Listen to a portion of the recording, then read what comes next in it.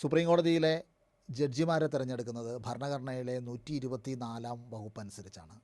124(2) ഇങ്ങനെയാണ് പറയുന്നത്: every judge of the supreme court shall be appointed by the president after consultation with such of the judges of the supreme court and of the high courts in the states as the president may deem necessary.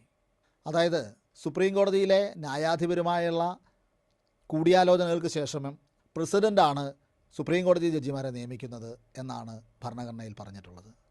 അതുപോലെ തന്നെ ഹൈക്കോടതി ജഡ്ജിമാരെ നിയമിക്കുന്നത് ഭരണഘടനയുടെ അനുച്ഛേദം 217 അനുസരിച്ച് അതാത് സംസ്ഥാനത്തെ ഗവർണറോടും ഹൈക്കോടതി ചീഫ് ജസ്റ്റിസിനോടും ചീഫ് ജസ്റ്റിസ് ഓഫ് ഇന്ത്യയോടും കൂടിയാലോചനകൾക്ക് ശേഷം പ്രസിഡൻ്റാണ്.